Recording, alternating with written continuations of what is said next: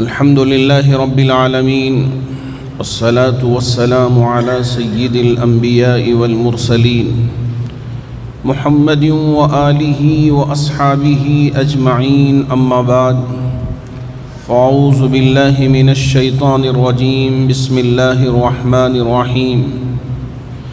فبما نقضهم ميثاقهم وكفرهم بآيات الله وقتلهم الأنبياء بغير حق وقولهم قلوبنا غلف بل طبع الله عليها بكفرهم فلا يؤمنون إلا قليلا. صدق الله مولانا العظيم. بزرگان محترم، ہم اور آپ پچھلی کئی جمعہ سے فلسطین کی ارض مقدس کے سلسلے میں بہت ساری باتیں سنتے آ رہے ہیں اور وہاں کے حالات سے بھی باخبر ہوتے آ رہے ہیں، اور تقریباً کئی جمعہ سے بیت المقدس اور مسجد اقصیٰ کے سلسلے میں جم کر دعا بھی کرتے آ رہے ہیں تاکہ ہمیں پتہ چلے کہ وہاں کا حال کیا ہے اور وہاں کیا ہو رہا ہے، اور کن چیزوں میں ہمارے ان بھائیوں کی مدد ہونی چاہیے. اللہ کا شکر ہے کہ ماشاءاللہ ہم اس سے باخبر ہوتے آ رہے ہیں اور دعائیں بھی کثرت سے ہو رہی ہیں. اللہ ہی کی ذات ہے جو ہماری دعاؤں کو سننے والی ہے، اور اللہ ہی کی ذات ہے جو ہماری پکار کو قبولیت کا درجہ دینے والی ہے. ہم دعا کرتے کرتے ہرگز نہیں تھکنا چاہیے، بلکہ اور بھی جذبے کے ساتھ رب کی بارگاہ میں دعا گو ہونا چاہیے تاکہ اللہ رب ذوالجلال ہماری دعاؤں کو قبول فرما کر نہتے اور بے بس ہمارے ان فلسطینی بھائیوں کی اللہ آسمانوں سے مدد اتار دے، اور پچھلے زمانوں میں جو واقعات رونما ہوئے اور جیسی مدد ہوئی اسی طرح کی مدد ہمارے ان بھائیوں کے لیے بھی اللہ عطا فرما دے. اس کے لیے مجھے بھی اور آپ میں سے ہر ایک کو بھی کوشش کرنی چاہیے. آپ نے شاید سنا ہوگا قرآن مجید کی مختلف آیات میں بنی اسرائیل کا رب ذوالجلال نے ذکر فرمایا ہے، اور یہ بھی ذکر کیا کہ بہت ساری نعمتیں بنی اسرائیل کے لیے میرے رب نے عطا کیا. یا بنی اسرائیل اذکروا نعمتی التی انعمت علیکم وانی فضلتکم علی العالمین. اے بنی اسرائیل، یاد کرو کہ ہم نے تم پر بہت ساری فضیلتیں، بہت ساری نعمتیں عطا کی ہیں، اور عالمین پر ہم نے آپ کو فضیلت عطا کیا ہے. یہ بنی اسرائیل ہیں کون؟ یہ کہاں سے ان کا سلسلہ شروع ہوا اور کس کا لقب ملا بنی اسرائیل؟ اس کے بعد ان کی نسل چلتی رہی، اس کو بھی جاننا بے حد ضروری ہے. آپ کو شاید یاد ہوگا کہ حضرت ابراہیم جن کو ہم اور آپ جد امجد کہتے ہیں، ان کی نسل دو طرح سے چلی. ایک حضرت اسماعیل علیہ السلام سے، اور دوسری نسل حضرت اسحاق علیہ السلام سے. حضرت اسماعیل سے نبیوں کا کوئی سلسلہ نہیں چلا، بس نسل چلتی رہی. اخیر زمانے میں میرے اور آپ کے نبی تاجدار مدینہ احمد مصطفیٰ محمد مجتبیٰ صلی اللہ علیہ وسلم حضرت اسماعیل کے پشت سے دنیا میں نبی بنا کر تشریف لائے، اور آپ کی نبوت کا سلسلہ تا قیام قیامت انشاءاللہ چلتا رہے گا. دوسرا جو سلسلہ حضرت ابراہیم کی پشت سے حضرت اسحاق بی بی سارہ کی اولاد سے تھے، اور حضرت اسماعیل حضرت حاجرہ علیہ السلام کی اولاد تھی. حضرت اسحاق سے حضرت یعقوب پیدا ہوئے. حضرت اسحاق بھی نبی اور حضرت یعقوب بھی نبی. حضرت یعقوب کا لقب بنی اسرائیل تھا. بنی اسرائیل کسے کہتے ہیں؟ عبداللہ، اللہ کا بندہ، یہ معنی ہیں بنی اسرائیل کے. تو یہاں سے یہ سلسلہ بنی اسرائیل کا شروع ہوا اور آگے بڑھتا رہا. حضرت یعقوب کے لیے حضرت یوسف وہ نبی بنائے گئے. حضرت یوسف کے بعد حضرت داؤد کے بعد حضرت سلیمان، تو یہ نبیوں کا سلسلہ چلتا رہا۔ حضرت سلیمان علیہ السلام نے مسجد اقصی بیت المقدس کی تعمیر فرمائی اور جنوں سے آپ نے کام لیا، اور ایک جگہ عرش کے اوپر یعنی جو کرسی تھی اس کرسی پر آپ ٹیک لگا کے بیٹھتے عصا لے کے۔ جنات سمجھتے کہ حضرت سلیمان بیٹھے ہوئے ہیں اور دیکھ رہے ہیں، تو پورے جوش جذبے کے ساتھ کام کرتے تھے۔ حضرت سلیمان علیہ السلام برابر تعمیری کام لیتے رہے۔ ایک وقت وہ آیا کہ یہ بیٹھے ہوئے ہیں، جنات کام کر رہے ہیں، لیکن اللہ رب ذوالجلال نے اس حالت میں ہی حضرت سلیمان علیہ السلام کی روح کو قبض فرما لیا۔ جنات کو پتہ بھی نہیں چلا۔ لوگ یہ کہتے ہیں کہ جنات کو غیب کا علم ہے، نا، تو یہی اسی بات کو بتاتے ہوئے میرے رب نے فرمایا اگر جنات کو غیب کا علم ہوتا تو یہ حضرت سلیمان علیہ السلام کی موت سے باخبر ہو جاتے اور یہ کام میں نہیں لگتے تھے۔ ان کو پتہ نہیں تھا، اس وجہ سے یہ برابر مسلسل کام کر رہے تھے، تعمیری کام کو آگے بڑھا رہے تھے، اور حضرت سلیمان علیہ السلام بیٹھے ہوئے ہیں۔ قرآن میں اس کی تفسیر میں لکھا ہے کہ حضرت سلیمان علیہ السلام کی کرسی کو دمک نے کھا لیا، اب اس کے پیر کمزور ہوئے لڑکے، حضرت سلیمان علیہ السلام نیچے گر پڑے، تو جب پتہ چلا کہ اب یہ دنیا میں نہیں رہے۔ یہ ارض مقدس بنی اسرائیل یہاں آباد، لیکن انہوں نے کیا کیا؟ آگے چل کر جو بھی عہد کیا اس عہد کو انہوں نے توڑ دیا، اللہ کے احکامات کو مذاق بنا کے رکھ دیا۔ فَبِمَا نَقْضِهِمْ مِيثَاقَهُمْ، انہوں نے جو بھی اللہ رب ذوالجلال کی بارگاہ میں عہد کیا سارے عہدوں کو، سارے پیمانوں کو توڑ دیا۔ اسی لیے میرے رب نے فرمایا فَبِمَا نَقْضِهِمْ مِيثَاقَهُمْ، اور کیا کیا؟ وَكُفْرِهِمْ بِآيَاتِ اللَّهِ، اللہ کی آیتوں کا انکار کر دیا۔ اللہ رب ذوالجلال نے قرآن یعنی انجیل میں، اسی طرح تورات میں بہت سارے احکامات بیان کیے کہ یہ نشانیاں ہیں، انہوں نے ان کا بھی انکار کر دیا۔ وہ بھی کفرہم بآیات اللہ۔ اس کے بعد کیا کیا؟ وقتلہم الانبیاء بغیر حق، ناحق نبیوں کا بھی قتل کر دیا۔ آج بچوں کا قتل کرتے ہیں، عورتوں کا قتل کرتے ہیں، کمزوروں کا قتل کرتے ہیں، نہتے فلسطینیوں کا قتل کرتے ہیں۔ یہ انہی کی اولاد میں سے ہیں، بنی اسرائیل کی، انہیں یہودی کہا جاتا ہے۔ وقولہم انا قتلنا المسیح عیسی ابن مریم رسول اللہ، اور ان کا کہنا یہ ہے کہ ہم نے عیسیٰ ابن مریم، جو مریم کے بیٹے حضرت عیسیٰ علیہ السلام ہیں، ان کا بھی ہم نے قتل کر دیا، نبیوں کا بھی قتل کیا، اور حضرت عیسیٰ علیہ السلام کا بھی ان کے قول کے۔ اسی لیے فرمایا میرے رب نے وقولہم، ان کا کہنا یہ ہے، ان کی سمجھ یہ ہے کہ ہم نے عیسیٰ ابن مریم جو رسول اللہ کے رسول ہیں، ان کو بھی قتل کر دیا۔ لیکن میرا رب کہتا ہے وما قتلوہ وما صلبوہ ولکن شبہ لہم، نہ حضرت عیسیٰ کو قتل کیا، نہ حضرت عیسیٰ کو سولی پہ لٹکایا۔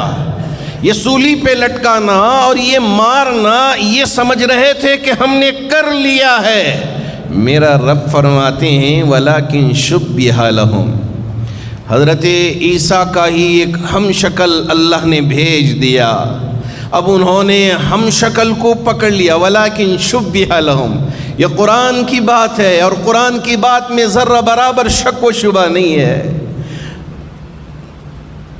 اللہ رب ذوالجلال نے قرآن مجید میں جو باتیں ذکر فرمائی ہیں وہ پتھر کی لکیر سے بھی زیادہ نقش کرنے والی ہیں، یہ بالکل حق والی باتیں ہیں، یہ سچی باتیں ہیں، اس میں جھوٹ کا ذرہ برابر بھی شائبہ نہیں ہے۔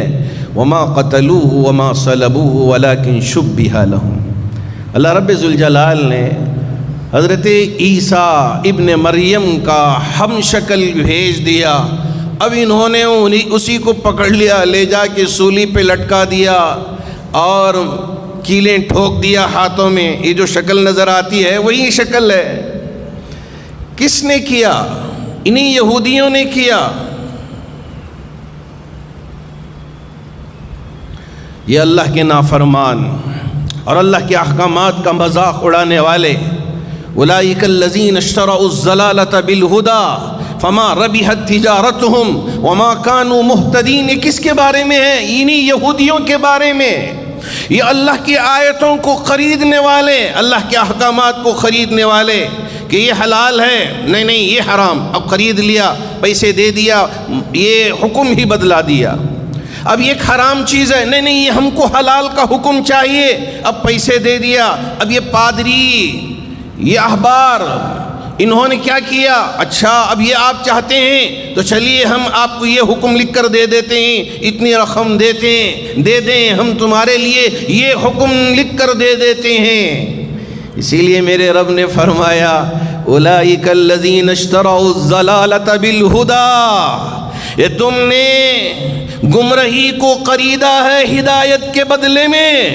فما ربحت تجارتهم، یہ تمہاری تجارت نفع بخش نہیں ہے، یہ تمہارا خریدنا تمہیں نجات دینے والا نہیں ہے، یہ تمہارا خریدنا تمہیں بچانے والا نہیں ہے۔ میرے رب نے صاف الفاظ میں کہہ دیا وما كانوا مہتدین، اور تمہیں یہ چیز ہدایت دینے والی بھی نہیں ہے، صحیح راستہ بتانے والی بھی نہیں ہے۔ ان نااہلوں نے اللہ کی آیتوں کا مذاق بنا کے رکھ دیا، نبیوں کو بھی قتل کر دیا۔ حضرت زکریا کا بھی قتل یہود نے ہی کیا تھا، حضرت یحییٰ کا بھی قتل انہی یہود نے ہی کیا تھا۔ میرے نبی کو پریشان کرنے والے بھی انہی یہود کے تھے۔ یہی یہود کا ایک شخص تھا جس نے مسجد ضرار بنانے کا مشورہ دیا۔ قرآن میں آپ نے شاید سنا ہوگا والذین اتخذوا مسجدا ضرارا وکفرا وتفریقا بین المؤمنین وارصادا لمن حارب اللہ ورسولہ من قبل ولا یحلفن ان اردنا الا الحسنى، ہمیشہ سے دھوکہ دیا ہے، غلط کام کو اچھا بنا کے پیش کرنے کی کوشش کی ہے۔ میرے رب نے اس وقت پر بھی پول کھول دیا تھا میرے نبی کے سامنے۔ یہ جو ایک عمارت کو مسجد کی شکل دے کر اپنا ایک مرکز بنانا چاہتے ہیں، اس کو مسجد ضرار کا نام دیا گیا ہے۔ آپ اسے ڈھا دیں، اسے ختم کر کے رکھ دیں، یہاں نماز پڑھنے کے لیے نہ جائیں۔ میرے رب نے یہ حکم بھیج دیا تھا والذین اتخذوا مسجدا ضرارا وکفرا وتفریقا بین المؤمنین۔ شروع ہی سے ان کی یہ چالیں چلتی آ رہی ہیں کہ مسلمانوں کے درمیان میں جھگڑا پیدا کریں، تفریقا بین المؤمنین، ایمان والوں کے درمیان میں جدائیگی پیدا کریں کہ تم سنی ہو، تم تبلیغی ہو، تم فلاں ہو، تم فلاں ہو، تمہارے درمیان میں کبھی یکسانیت نہیں ہو سکتی، تم ایک دوسرے کے گریبان پکڑ کے جانی دشمن ہونا چاہیے۔ یہ مکر، یہ فریب انہی کے طرف سے چلا آ رہا ہے، اس کو ہم نے اپنا لیا اور ہم ایک دوسرے کو اپنا دشمن سمجھ بیٹھے۔ ارے ہم کلمے کی بنیاد پر ہی ایک ہیں، ہمارے درمیان میں کسی طرح کا کوئی جھگڑا نہیں ہے۔ جو ہمارے جان کا دشمن بن جائے وہ جھگڑا یہ کبھی نہیں ہونا چاہیے۔ ہاں مختلفی مسائل ہیں، ان مسائل میں الجھے بغیر جس کو جو پسند آئے وہ لے لے، اس پر عمل کر لے، لیکن ایک دوسرے کی جان کے پیچھے پڑ جانا یہ کسی ایمان والے کے لیے مناسب نہیں ہے۔ انہوں نے یہی کیا ہے،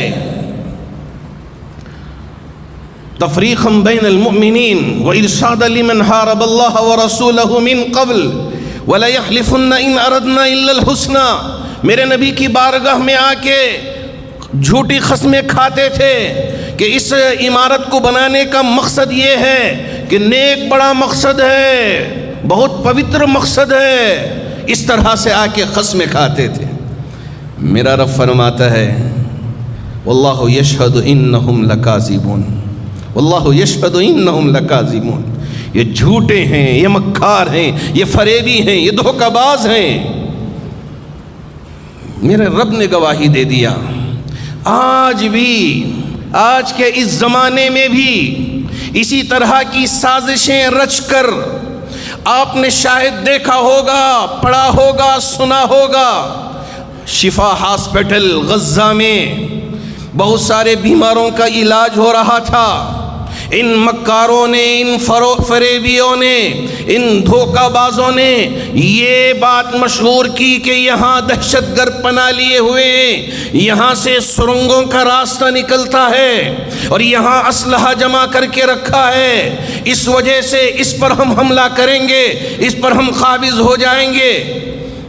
گئے، جا کر علاج پانے والے ان معصوم سے بچوں کو بھی جو بالکل 7 ماہ میں پیدا ہو چکے تھے، 6 ماہ میں پیدا ہو چکے تھے، اب ان کے لیے آکسیجن کی بڑی سخت ضرورت تھی، اب اس کو بھی انہوں نے ان ننھے سے جانوں کے لیے دور کر دیا۔ آپ نے شاید دیکھا ہوگا کہ وہ چھوٹے سے معصوم سے بچے اپنے بدن میں گرمی پیدا کرنے کے لیے ڈاکٹروں نے ایک دوسرے کو لگا کے رکھا ہے تاکہ ایک بچہ دوسرے بچے سے لگے تو ان کے بدنوں میں گرمی پیدا ہو اور اس سے ان کا دل دھڑکتا ہوا رہ جائے اور ان کی زندگی بچ جائے۔ اس بات کی بھی کوشش ہو رہی ہے۔ ان ظالموں نے، ان فریبیوں نے، ان مکاروں نے ان معصوم سے بچوں کو بھی کبھی بچوں کے ساتھ زیادتی نہیں کیا۔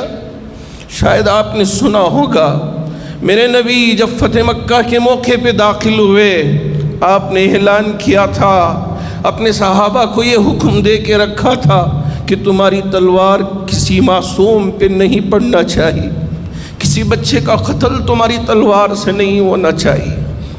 اللہ کے رسول علیہ السلام نے اعلان کیا اور اس پر عمل کر کے دکھایا، لیکن جو بیمار جن کے لیے آکسیجن کی ضرورت ہے اس آکسیجن کو بھی انہوں نے چھین لیا۔ ڈاکٹر علاج کرنے کے لیے مجبور ہیں، ان کے لیے جو بھی بن پڑتا ہے وہ کوشش کر رہے ہیں کہ جانیں بچائیں، لیکن کیا کریں، جانیں بچانے کے لیے ان کے پاس تو کوئی معجزہ تو نہیں ہے کہ یوں ہاتھ پھیرے اور یہ زندہ بیٹھ جائے۔ بچانے والی ذات انشاءاللہ اللہ کی ہے، اللہ کی کیا حکمت ہے اور اللہ کی کیا مصلحت ہے یہ اللہ ہی بہتر جانتے ہیں۔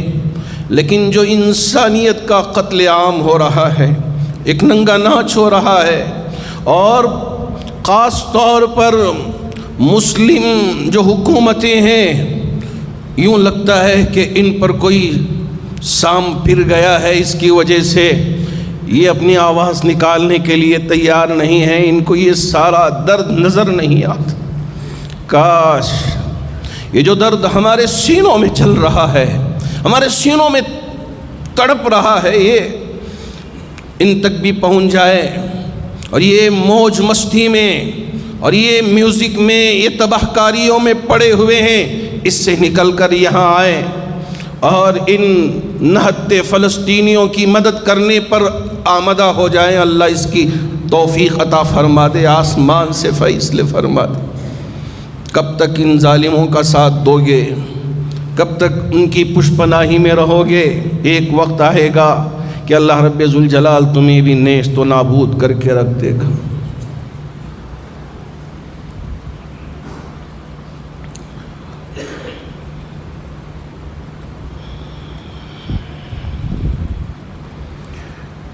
کیسے ہم کہیں، کس زبان سے ہم کہیں؟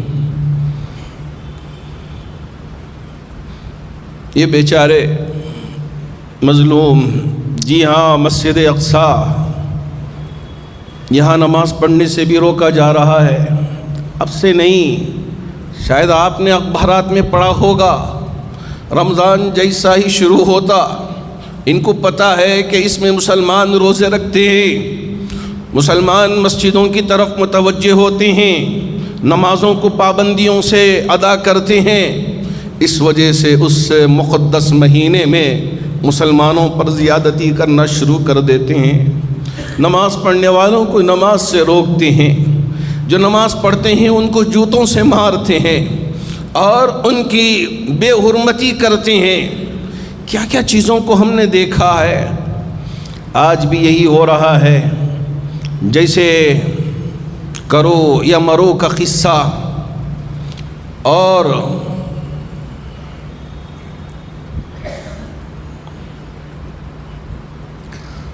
وہاں جو اس وقت حالات ہیں ہم سے چھپے ہوئے نہیں ہیں، ان حالات میں ہماری کیا ذمہ داری ہے؟ کیا ابھی بھی ہم اپنے گناہوں میں مبتلا رہیں، ابھی بھی انہی گناہوں میں الجھے ہوئے رہ جائیں، یا یہ ہے کہ ہم توبہ استغفار کریں، اللہ کی بارگاہ میں ہم متوجہ ہوں؟ 40 دن کے قریب ہو گیا ہے، اب تک مسلسل برابر بمباری چلی آ رہی ہے، ہزاروں گھر اجڑ گئے ہیں۔ اب تک سمجھ رہے تھے کہ یہ گھر ہمارے ہیں، یہ فلیٹ ہمارا ہے، ہم یہاں رہتے ہیں اور یہ پوری ہماری زندگی گزر بسر کرنے کی جگہ ہے، سر چھپانے کے لیے چھت ہے، سارا چھت اجڑ گیا۔ اب لے کے سامان بچوں کو، اپنے ضعیفوں کو، کمزوروں کو نکل پڑے ہیں، پتہ نہیں ہے کہ کہاں جگہ ملے گی کہاں نہیں ملے گی۔ اب وہاں پہنچ جائے، تم وہاں رہ سکتے ہو اس شیلٹر میں، اب شیلٹر میں پہنچے کہ یہاں ہم کو پناہ ملے گی، اب اس شیلٹر پر ہی اس نے بم گرانا شروع کر دیا، اور مکاری کیا کیا کہ یہاں دہشت گرد رہتے ہیں، یہاں ہمارے دشمن رہتے ہیں۔ یہ اب کا قصہ نہیں، یہ اس زمانے سے چلا آ رہا ہے، اسی لیے میرے رب نے ان کی پول کھول دی ہے اور وضاحت کے ساتھ بیان کر دیا ہے۔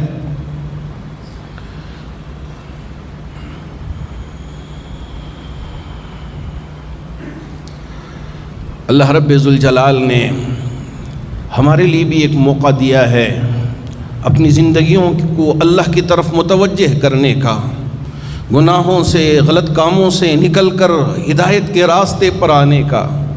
اگر ہماری زندگیوں میں برائیاں ہیں، اللہ سے توبہ کریں، استغفار کریں، اللہ سے معافی مانگ لیں۔ میرا رب وہ ہے جو غفور الرحیم ہے، ہماری توبہ کو قبول کرنے والا ہے۔ اللہ کے رسول علیہ الصلاۃ والسلام نے اسی لیے فرمایا تھا کہ اگر کسی گنہگار کی کتابیں زمین کے حصے سے لے کر آسمان کی بلندی تک پہنچ جائے اور ایک مرتبہ رب کی بارگاہ میں اللہ کا یہ گنہگار بندہ بیٹھ کر سچی توبہ کرتا ہے، استغفار کرتا ہے، میرا رب اس کے تمام گناہوں کو معاف فرما دیتے ہیں، اس کے تمام گناہوں کو بخش دیتے ہیں۔ اور یہاں اس نے اللہ کو راضی کر لیا، وہاں اللہ نے اسے معافی دے دیا۔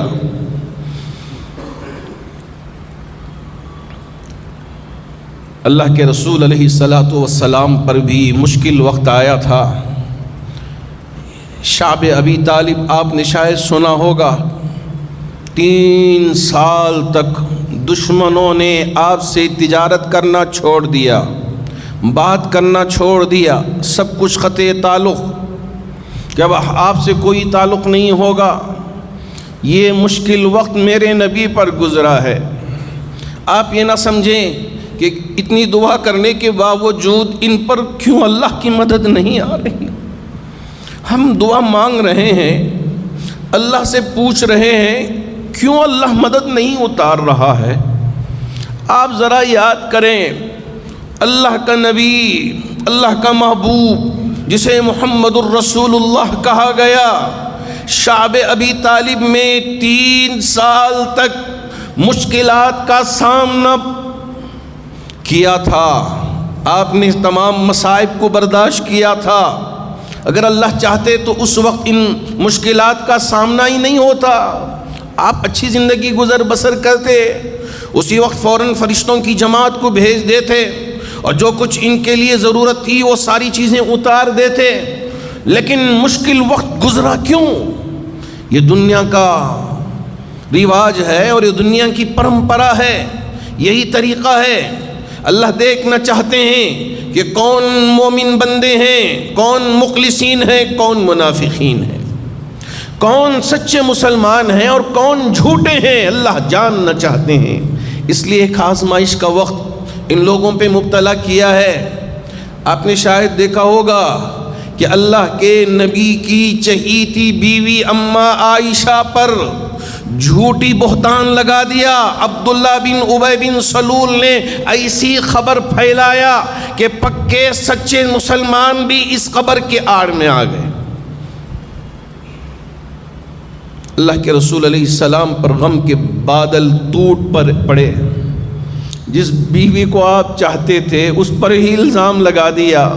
حضرت صفوان بن معطل، ایک صحابی جو پیچھے سے آ رہے تھے، ان کے بارے میں یہ کہا گیا کہ اماں عائشہ اور ان کے درمیان میں نعوذ باللہ ایک ناجائز رشتہ قائم ہو گیا۔ اللہ کے رسول علیہ السلام سے جب اماں عائشہ نے اجازت چاہی، کہ جب تک پتہ نہیں تھا خاموش تھی، جیسے ہی پتہ چلا اجازت چاہی کہ آپ مجھے اجازت دیں کہ میں اپنی ماں کے گھر چلا جاؤں، باپ کے پاس چلے جاؤں۔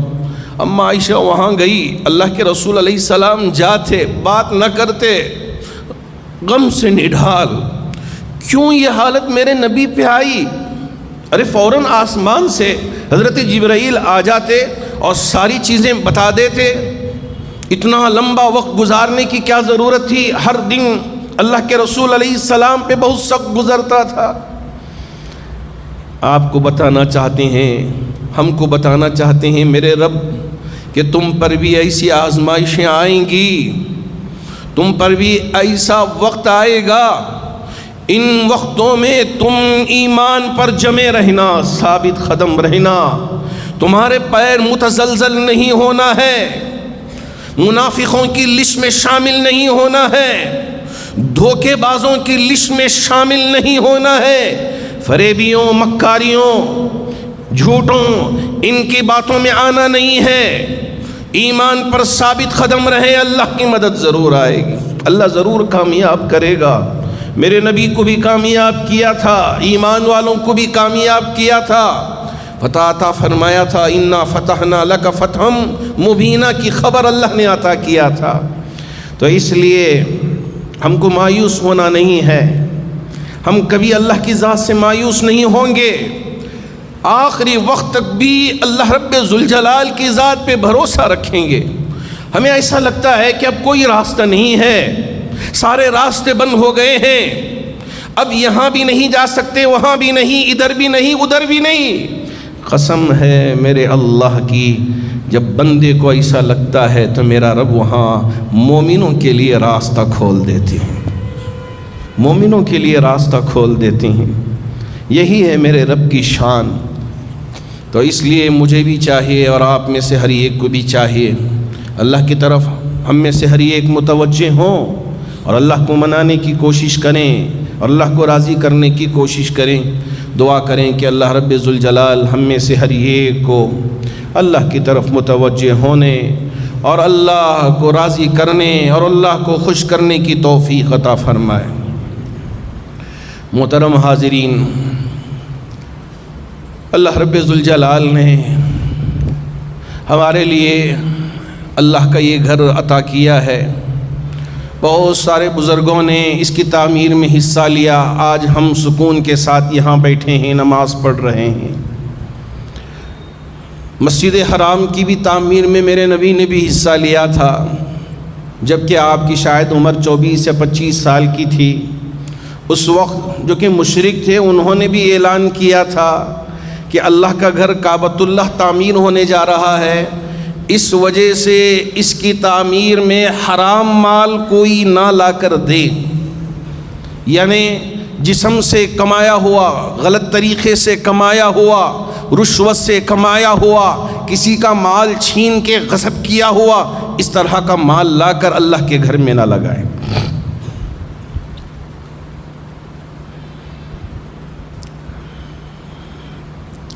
آج بھی اللہ کے گھر تعمیر ہو رہے ہیں، تو ان گھروں میں حصہ لینا ہمارے لیے نجات کا سبب ہے۔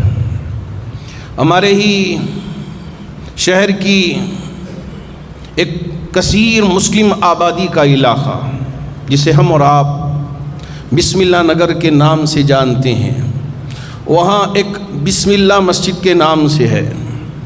پہلے مسجد بہت چھوٹی تھی، اس زمانے میں جتنی ضرورت تھی ان بزرگوں نے تعمیر کیا، بہت بوسیدہ ہو گئی۔ مسجد کی منتظمہ نے یہ فیصلہ لیا تمام کے مشوروں سے کہ اس مسجد کو اور یہاں رہنے والی تمام عمارتوں کو شہید کر کے ایک اچھی جو آج کے زمانے کی ضرورت والی مسجد ہے اسے تعمیر کریں۔ پہلے تو بالکل چھوٹی سی مسجد نظر آتی تھی، جب ساری عمارتوں کو وہاں شہید کیا گیا تو بعد میں پتہ چلا کہ 11,000 اسکوائر فیٹ کی جگہ ہے۔ تو اس مجلس کی منتظمہ نے یہ فیصلہ لیا کہ یہاں اچھی ایک عالی شان مسجد تعمیر کریں۔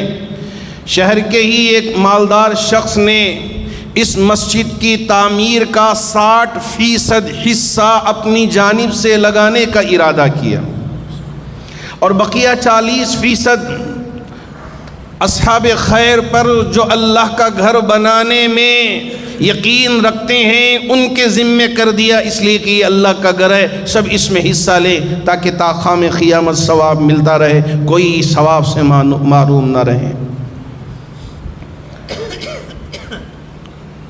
تو 40% کی جو رقم طے ہوئی وہ 3 کروڑ کی تھی۔ اللہ کا شکر ہے مجلس منتظمہ نے 2,25 لاکھ روپے ادا کر دیے، اور اب بالکل فنیشنگ اسٹیج میں ہے۔ جو احباب گھر تعمیر کرتے ہیں ان کو پتہ چلتا ہے کہ جب فنیشنگ اسٹیج میں ہو تو اس وقت کتنی ضرورت ہے۔ اب آخری وقت میں چونکہ رقم ادا کرنا ہے بقیہ، اس وجہ سے یہ احباب نہ دن دیکھ رہے ہیں نہ رات دیکھ رہے ہیں۔ شہر کی تمام مسجد کی کمیٹیوں سے گزارش کر کے ان سے درخواست کی جا رہی ہے کہ اس میں حصہ لیں۔ جامع مسجد ٹرسٹ کے ذمہ داروں سے بھی گزارش کی کہ ہاں ہمیں پتہ ہے کہ آپ کے یہاں بہت سارے کام ہیں، اور خود آپ کے مسجد کے پیچھے کی دیوار تعمیر کی جا رہی ہے، ہمیں پتہ ہے، باوجود اس کے کہ یہاں اس وقت حد سے زیادہ ضرورت ہے اور یہ رقم بہت جلد ادا کرنا ہے اور یہ مسجد جلد از جلد تکمیل تک پہنچانا ہے، اس لیے آپ اجازت دیں۔ جامع مسجد ٹرسٹ کے ذمہ داروں سے بسم اللہ نگر کی مسجد کے مجلس منتظمہ نے گزارش کی تو ان کی ضرورت کو محسوس کرتے ہوئے آج کی اس جمعہ کی چادر کو جامع مسجد ٹرسٹ نے دینے کا ارادہ کیا۔ وما انفقتم من شیء فهو یخلفہ، جو کچھ ہم اللہ کے راستے میں خرچ کرتے ہیں ہماری بینک میں برابر جمع ہوگا۔ دنیا کی بینک اجڑ سکتے ہیں، یہاں کا سافٹ ویئر کرپٹ ہو سکتا ہے، لیکن میرے رب کا یہ سافٹ ویئر کبھی کرپٹ نہیں ہو سکتا۔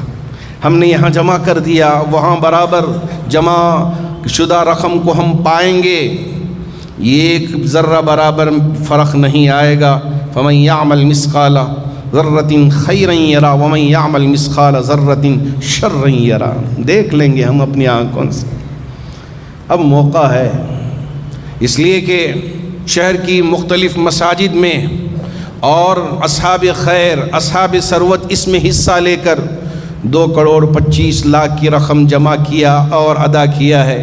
اب بقیہ رقم ادا کرنے کی 75 لاکھ کی اب ضرورت ہے، تو اس وجہ سے میں آپ میں سے ہر ایک سے گزارش کرتا ہوں کہ آپ بڑھ چڑھ کر، چونکہ آج کی جو چادر ہوگی یہ پوری چادر بسم اللہ نگر کی مسجد بسم اللہ کی تعمیر میں لگے گی، اس لیے آپ بند مٹھی دل کھول کر، مٹھی تو بند ہو لیکن دل کھلا ہوا ہو، دل کھول کر آپ یہاں لگا کے جائیں تاکہ ہماری آخرت سنور جائے۔ یہ اسلامک سینٹر بنے، مسلمانوں کی جتنی ضرورتیں ہیں اللہ کے اس گھر سے ضرورتیں پوری ہوں۔ تو اس وجہ سے میری آپ سے گزارش ہے کہ آپ یہاں اگر دے سکتے ہو تو دیں، اور اگر نہیں ہے تو بعد میں آپ دینا چاہیں تو بعد میں بھی آپ وہاں مسجد کی کمیٹی کے ذمہ داروں تک پہنچ کر اس تعمیر میں حصہ لے سکتے ہیں، چونکہ اللہ کا شکر ہے کہ یہ بنگلور سلیکان سٹی کہلاتا ہے۔ جب میں امریکہ میں تراویح سنانے کے لیے جاتا تھا، لوگ پوچھتے کہاں سے تشریف لائے ہیں، میں کہتا کہ انڈیا سے ہوں، ہندوستان سے ہوں۔ وہ پھر مجھ سے دوسرا سوال کرتے، انڈیا سے کہاں سے ہو؟ تو میں کہتا بنگلور سے، تو ان کی زبان سے نکلتا او سلیکان سٹی سے آپ آئے ہیں۔ سلیکان سٹی یہ بنگلور ہے، ماشاءاللہ۔ تو یہاں اللہ رب ذوالجلال نے صاحب ثروتوں کو، صاحب خیر کو پیدا کیا ہے۔ اگر کسی ایک کے دل میں بھی یہ خیال پیدا ہو جائے کہ چلیے خیر کے لیے، میرے والدین کے ایصال ثواب کے لیے پوری رقم ادا کر دوں، تو یہ کوئی مشکل کام نہیں ہوگا۔ اللہ کرے کہ اللہ رب ذوالجلال احباب کو متوجہ فرمائے، تو احباب اس طرف متوجہ ہو کر اس کی تعمیر میں حصہ لیں۔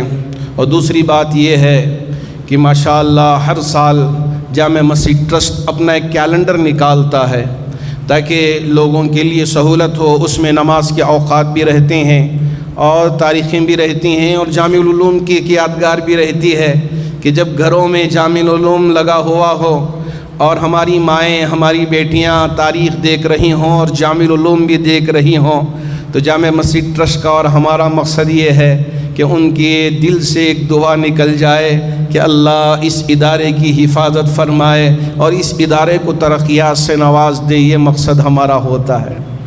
تو آپ احباب اس کیلنڈر کو ضرور خرید کر جائیں۔ اس سے نفع کمانا کوئی مقصد نہیں ہے، بالکل اس میں کوئی تجارتی مقصد نہیں ہے۔ اللہ کا شکر ہے کہ خدمت ہے، آپ اسے ضرور لے کر جائیں، خرید کر جائیں، اپنے گھروں میں لگائیں، اپنی بیٹیوں سے، اپنی بہنوں سے، اپنے ماؤں سے اور اپنی بیویوں سے گزارش بھی کریں کہ مولانا نے ہم سے کہا ہے کہ آپ اسے دیکھ کر ذرا ادارے کے لیے دعا کریں کہ یہ ادارہ ترقی کریں۔ اگر وہ میری ماں بیٹی مصلی پہ بیٹھ کر دعا کرے گی تو یہ ادارہ ترقی کرے گا، تو قوم ترقی کرے گی۔ اس میں نہ جامع مسجد ٹرسٹ ہے، نہ کوئی امام، نہ کوئی اور، بس اللہ رب ذوالجلال قوم کو ترقیات سے نواز دے، یہی ہمارا مقصد ہے۔